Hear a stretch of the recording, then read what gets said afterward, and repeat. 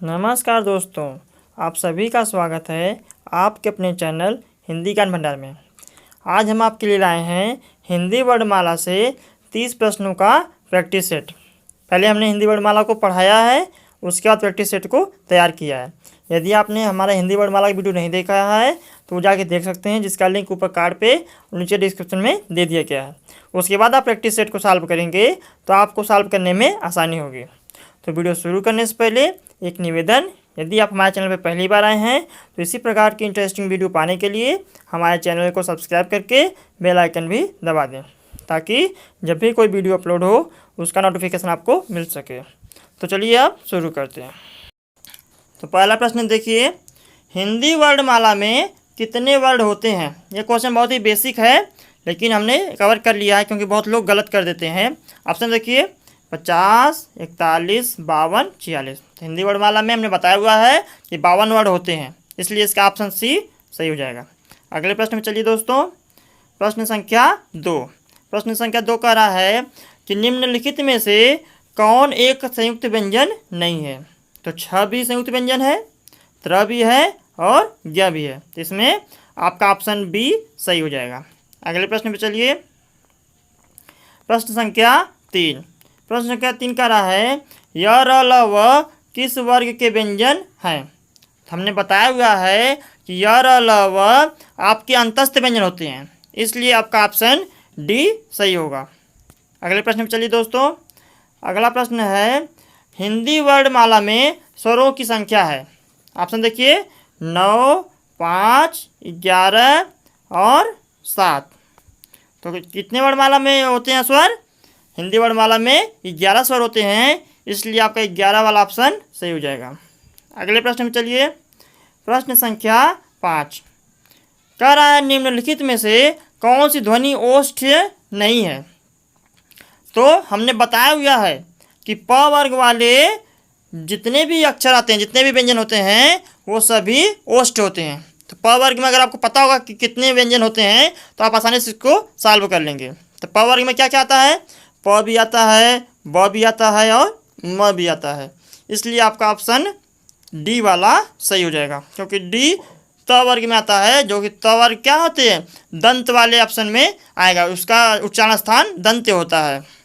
अगले प्रश्न में चलिए दोस्तों, अगला प्रश्न है तालव्य व्यंजन है। तालव्य व्यंजन है, तो हमने बताया है ना अभी पीछे कि तालव्य व्यंजन च वर्ग वाले तालव्य व्यंजन होते हैं। हमने उस वीडियो में पूरा अच्छे से कवर किया है, इसलिए लिखा रहे हैं कि आपको प्रश्न सॉल्व करने से पहले उस वीडियो को आप अच्छे से देख लीजिए। जब उस वीडियो को आप देख लेंगे तो आपको प्रश्न सॉल्व करने में आसानी होगी, क्योंकि सारा प्रश्न उसी प्रैक्टिस सेट में से जो भी प्रश्न बना है वो सभी उसी वीडियो में से बनाए गए हैं। तो आप इसलिए आपका इसमें ऑप्शन ए वाला सही हो जाएगा।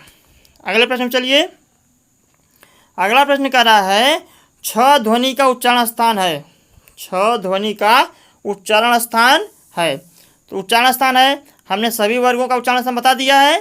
क वर्ग में क्या होता है, च वर्ग में क्या होता है, और ट वर्ग में, त वर्ग में, प वर्ग में। तो अगर आपको पता होगा कि जो छ ध्वनि है वो किस वर्ग के अंतर्गत आती है? च वर्ग के अंतर्गत आती है। च छ ज झ ञ, च वर्ग का उच्चारण स्थान क्या होता है? तालु, इसलिए इसमें ऑप्शन सी सही हो जाएगा। अगले प्रश्न में चलिए, अगला प्रश्न है कि निम्नलिखित में से कौन सा ट वर्ग नहीं है? ट वर्ग, अगर आपको ट वर्ग के सारे अक्षर पता रहेंगे तो आप आसानी से इसको कर लेंगे। तो ट वर्ग में क्या क्या आता है? ट ठ ड ढ अड़ा।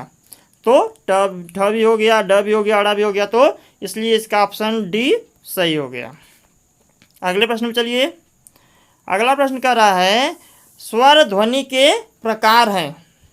स्वर ध्वनि के प्रकार कौन कौन से होते हैं? ऑप्शन दिया दीर्घ, स्वर, प्लुत, उपर्युक्त तीनों। हमने उस वीडियो में बताया हुआ है कि स्वर के 3 प्रकार होते हैं, पहला ह्रस्व, दूसरा दीर्घ और तीसरा प्लुत, इसलिए इसमें ऑप्शन डी सही हो जाएगा। कौन सा हो जाएगा? उपर्युक्त तीनों। अगले प्रश्न पर चलिए, अगला प्रश्न कह रहा है कि निम्नलिखित में से कौन सा स्वर नहीं है? हमने बताया हुआ है हिंदी वर्णमाला में 11 स्वर होते हैं, तो अ भी स्वर है, उ भी स्वर है, ए भी स्वर है, ग क्या है? व्यंजन है, इसलिए इसका ऑप्शन डी सही हो जाएगा। अगले प्रश्न चलिए, अगला प्रश्न कह रहा है कि घ का उच्चारण स्थान कौन सा है। घ का उच्चारण स्थान कौन सा है। तो घ किस वर्ग में आता है, क वर्ग में आता है। क वर्ग का उच्चारण स्थान क्या है, कंठ, इसलिए घ का भी उच्चारण स्थान कंठ ही होगा, इसलिए इसका ऑप्शन कौन सा सही हो जाएगा, ऑप्शन सी। अगले प्रश्न में चलिए। अगले प्रश्न में पूछ रहा है कि छतरी वाला छ वर्ण किसके योग से बना है। तो हमने उस वीडियो में पूरा अच्छे से बताया है कि यह संयुक्त व्यंजन होते हैं, छत्र ज्ञ स्र, और कौन कौन से व्यंजन मिलके बने होते हैं। तो उसमें मैंने बताया था कि छ जो है वो क और खष्ठी स से मिलकर बना है, इसलिए इसका ऑप्शन कौन सा सही हो जाएगा, ऑप्शन ए। अगले प्रश्न में चलिए। अगला प्रश्न कह रहा है कि निम्नलिखित में से एक वर्ण व्यंजन नहीं है। मतलब 4 ऑप्शन दिया है, उसमें से एक वैसा ऑप्शन है जो व्यंजन नहीं है। तो ऊ आपका होता है स्वर, ऊ व्यंजन नहीं होता है, इसलिए आपका ए वाला ऑप्शन सही हो जाएगा। चलिए अब अगला प्रश्न देखते हैं। अगला प्रश्न कह रहा है निम्नलिखित में से उच्चारण स्थान के आधार पर मूर्धन्य व्यंजन बताइए। तो मूर्धन्य व्यंजन हमने बताया हुआ था कि जो ट वर्ग वाले होते हैं वो मूर्धन्य व्यंजन होते हैं, तो इसलिए आपका सी ऑप्शन सही हो जाएगा, क्योंकि इसमें ड ट है जो ट वर्ग के अंतर्गत आते हैं। अगला प्रश्न देखिए। अगला प्रश्न कर रहा है निम्नलिखित में से संयुक्त व्यंजन है। निम्नलिखित में से संयुक्त व्यंजन है, हमने क्या बताया था कि छ त्र ज्ञ स्र संयुक्त व्यंजन होते हैं। तो स वाला ऑप्शन गलत, स वाला गलत, स्र वाला सही। हाँ, क्योंकि यह संयुक्त व्यंजन होता है जो शंकर वाले स, आधा स और र से मिलकर बना होता है। ऑप्शन सी सही हो जाएगा। चलिए अगले प्रश्न में चलिए। अगला प्रश्न कर रहा है कि ज्ञ वर्ण किन वर्णों के सहयोग से बना है। हमने बताया था ना, ज्ञ वर्ण किन वर्णों के सहयोग से बना है, ज प्लस इया से, इसलिए आपका ऑप्शन बी सही हो जाएगा। चलिए अगले प्रश्न में चलिए। अगला प्रश्न कर रहा है छतरी वाले छ ध्वनि किसके अंतर्गत आती है। हमने बताया था कि छत्र ग्रह संयुक्त व्यंजन होते हैं, तो यह संयुक्त वर्ण के अंतर्गत आएंगे, ऑप्शन सी सही हो जाएगा। अगले प्रश्न पे चलिए। अगला प्रश्न है कि स स ह कौन से व्यंजन कहलाते हैं। हमने उस वीडियो में बताया था कि शंकर स, खष्ठी स, छोटा सा और ह, ये चारों व्यंजन उसमें व्यंजन के अंतर्गत आते हैं, इसलिए आपका ऑप्शन सी सही हो जाएगा। अगला प्रश्न कह रहा है स्वरों की सहायता से उच्चरित वर्ग को कहते हैं। हमने बताया था कि स्वरों की सहायता से व्यंजन उच्चरित होते हैं, बिना स्वर की सहायता से हम व्यंजन को उच्चारण नहीं कर सकते हैं, इसलिए ऑप्शन ए सही हो जाएगा। अगला प्रश्न देखते हैं। अगला प्रश्न कह रहा है कि वर्णमाला कहते हैं। वर्णमाला कहते हैं, ऑप्शन देखिए, वर्णों के समूह को, शब्दों की गणना को, शब्दों के समूह को, वर्णों के व्यवस्थित समूह को। हमने बताया था कि वर्णमाला में जितने वर्ड होते हैं 52 वर्ड होते हैं, उनको व्यवस्थित रूप से सजा देना, उनको व्यवस्थित रूप से सजा देना ही क्या है, वर्णों के व्यवस्थित रूप को सजा देना ही वर्णमाला कहलाता है, इसलिए आपका ऑप्शन डी सही हो जाएगा। अगले प्रश्न में चलिए। अगला प्रश्न है हिंदी वर्णमाला में अयोगवाह वर्ण किसे कहते हैं। देखिए ये हमने नहीं कवर किया था, लेकिन देखिए प्रश्न सॉल्व कर रहे हैं तो आपके सारे जो छोटे बड़े प्रश्न सब आ जाएंगे। तो अयोगवाह अंक और अह को कहते हैं, इसलिए ऑप्शन आपका सी सही हो जाएगा। अगले प्रश्न पे चलिए। अगला प्रश्न है हिंदी वर्णमाला में व्यंजन कितने होते हैं। हमने देखिए उस वीडियो में बताया था कि हिंदी वर्णमाला में 52 वर्ण होते हैं, जिसमें से 11 स्वर होते हैं, और 11 स्वरों को छोड़ के बाकी सभी व्यंजन होते हैं। तो 52 में से आप 11 हटा देंगे, कितना बचेगा, 41। आपका ऑप्शन डी सही हो जाएगा, क्योंकि ऑप्शन डी में 41 है ना, 41 सही हो जाएगा। अगले प्रश्न में चलिए। अगला प्रश्न कह रहा है इनमें से कौन सा वर्ण स्पर्श व्यंजन है। देखिए हमने बताया था कि आपके हिंदी वर्णमाला में 5 वर्ग, क वर्ग, च वर्ग, ट वर्ग, त वर्ग और प वर्ग, 5 वर्ग के सभी अक्षर 25 के 25 अक्षर, प्रत्येक वर्ग में 5 अक्षर होते हैं।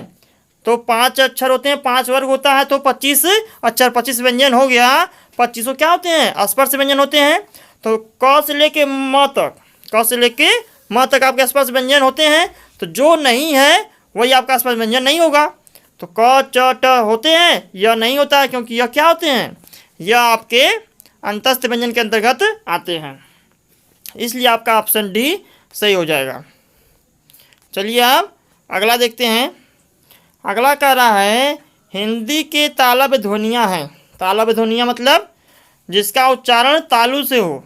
हमने बताया था कि च वर्ग वाले का उच्चारण स्थान क्या है? तालु है। तो च वर्ग वाले तालब व्यंजन होते हैं, तालब ध्वनियाँ होती हैं, इसलिए ऑप्शन ए सही हो जाएगा। चलिए अब अगला प्रश्न देखते हैं। अगला प्रश्न कह रहा है संयुक्त व्यंजन कितने होते हैं? अब देखिए बार बार वही बता रहे हैं कि संयुक्त व्यंजन कौन कौन से होते हैं? छ, त्र, ज्ञ और स्र। ये कितने होगा टोटल? 4, इसलिए आपका ऑप्शन ए सही हो जाएगा। चलिए अगला प्रश्न देखिए। अगला प्रश्न कह रहा है स्वर के कितने भेद होते हैं? तो हमने उस वीडियो में बताया था कि स्वर के 3 भेद होते हैं। कौन कौन से होते हैं? ह्रस्व स्वर, दीर्घ स्वर और प्लुत स्वर, इसलिए आपका ऑप्शन सी सही हो जाएगा। अगला प्रश्न देखिए। कह रहा है वर्ण के कितने भेद होते हैं? अब देखिए वर्ण के कितने भेद होते हैं, हमने कवर किया है, उसमें बताया था वर्ण के 2 भेद होते हैं। कौन कौन से? एक होता है स्वर और एक होता है आपका व्यंजन। 2 ही वर्ण के भेद होते हैं। तो आपका ऑप्शन कौन सा सही हो जाएगा? Option C. चलिए अगला प्रश्न देखिए।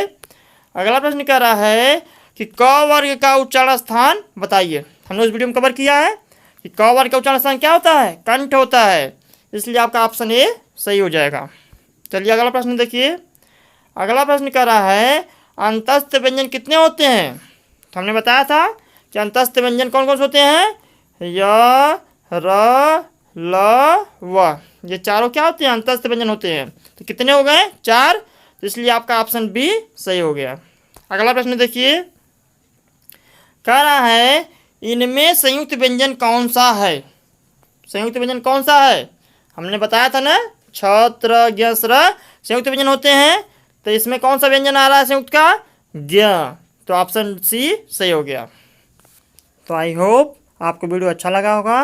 यदि वीडियो अच्छा लगा हो तो वीडियो को लाइक कर दें और हमारे सभी अपडेट को पाने के लिए हमारे चैनल को सब्सक्राइब करके बेल आइकन भी दबा दें। और यदि लगता हो आपको इस वीडियो किसी कर सकता है, उसको शेयर भी कर दीजिए, क्योंकि ज्ञान बांटने से ही ज्ञान बढ़ता है। तो मिलते हैं अगले वीडियो में, तब तक के लिए धन्यवाद। Thanks for watching.